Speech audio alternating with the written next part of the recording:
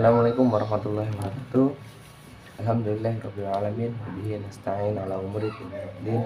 Wassalatu wassalamu ala asrofil anbiya'i wal mursalin sayyidina wa maulana Muhammadin wa ala alihi washabihi ajma'in. Amin. Yang saya hormati Bapak dosen, Bapak Ahmad Salim, SPD MPD selaku dosen pengampu mata kuliah Sejarah Pendidikan Islam Indonesia. Pada kesempatan kali ini, perkenalkan, nama saya Winnie Songkatarifa. Saya kelas PAI 2 semester 3 ingin membawakan tema yaitu pendidikan Islam Indonesia pada masa Orde Lama. Langsung saja kita masuk kepada materi tentang pendidikan Islam pada masa Orde Lama. Pada masa Orde Lama, semangat para tokoh pendidikan Islam tidak patah untuk memperjuangkan pendidikan Islam supaya menjadi pendidikan yang legal dan diatur dalam undang-undang. Setelah Indonesia merdeka, terutama pada zaman Orde Lama, pendidikan Islam sudah mulai berkembang.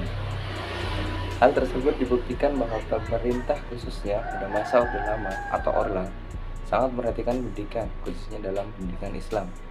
Sementara itu, di lain pihak, Departemen Pendidikan, Pengajaran dan Kebudayaan mengelola pendidikan pada umumnya dan mendapat kepercayaan untuk melaksanakan sistem pendidikan nasional. Nah, pada masa pendidikan Islam di Orde Lama terdapat lembaga pendidikan, yaitu lembaga formal dan lembaga informal. Lembaga formal adalah jalur pendidikan yang resmi dan terstruktur.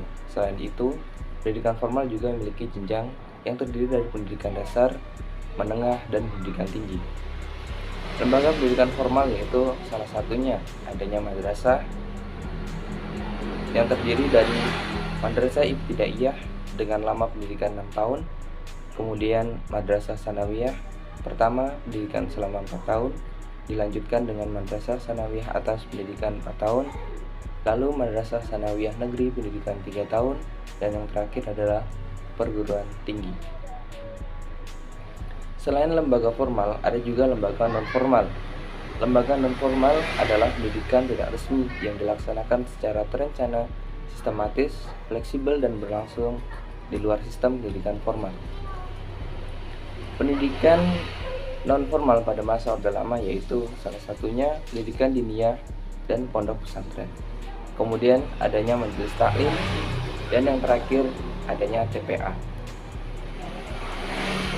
Pendidikan diniyah pada pondok pesantren bagian dari sistem pendidikan nasional. Keberadaannya di dalam pondok sebelum Indonesia merdeka diperhitungkan oleh bangsa-bangsa yang pernah menjajah Indonesia. Pada masa kolonialisme Belanda, dari pondok pesantren lahirlah tokoh-tokoh nasional yang tangguh yang menjadi pelopor pergerakan kemerdekaan Indonesia, seperti Kiai Haji Hashim Asy'ari, Kiai Haji Ahmad Dahlan, Kiai Haji Zainal Mustafa, dan lain-lain. Yang kedua yaitu adanya majelis taklim. Majelis taklim adalah kata yang berasal dari bahasa Arab. Istilah tersebut terdiri dari dua kata yaitu majelis dan taklim. Majelis artinya tempat duduk, sidang, atau dewan, sedangkan taklim artinya pengajaran. Majelis taklim adalah tempat untuk pengajaran agama Islam yang dipimpin oleh orang-orang yang dianggap alim atau mampu dalam bidang pendidikan Islam. Kemudian yang terakhir yaitu TPA. Pada saat masa Orde Lama, masyarakat mendirikan TPA, yaitu lembaga atau kelompok masyarakat yang menyelenggarakan pendidikan non-formal berupa pengetahuan Al-Quran yang diampu oleh ustadz. Nah, setelah adanya pendidikan formal, kita lanjut kepada guru. Guru merupakan elemen penting dalam penyelenggaraan pelajaran agama Islam di sekolah.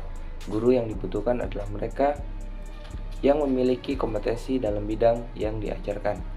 Guru harus memiliki komitmen, dedikasi, pengetahuan Islam yang memadai, dan pengetahuan meletakkan ajaran Islam.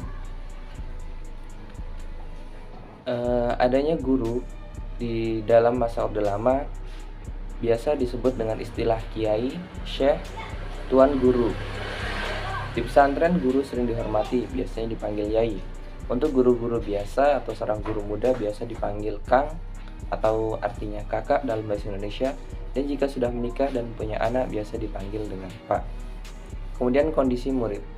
Sebutan murid pada masa Orde Lama jika ia belajar di pondok atau madrasah disebut dengan nama santri, dan yang belajar di sekolah formal disebut dengan murid atau siswa.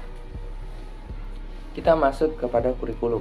Kurikulum pada masa Orde Lama perlu diketahui terjadi perkembangan kurikulum sebanyak 2 kali, yaitu yang pertama kurikulum pada tahun 1947 yang lahir pada masa kemerdekaan, memakai istilah Leerplan 2 bahasa Belanda yang artinya rencana pelajaran.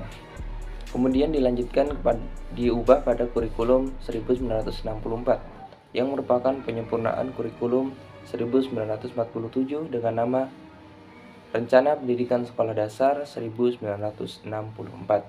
Dengan demikian dapat dikatakan bahwa pendidikan pada masa Orde Lama merupakan pendidikan yang bersifat sentralistik, artinya sistem pendidikan diatur oleh pemerintah pusat dan daerah yang diberi wewenang hanya untuk melaksanakan sebelum otonomi daerah.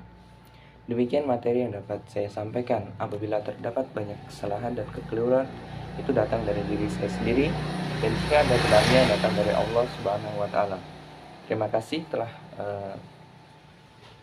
menonton video yang dapat saya berikan. Saya ucapkan beribu-ribu terima kasih kepada semua yang terlibat dalam pembuatan video ini.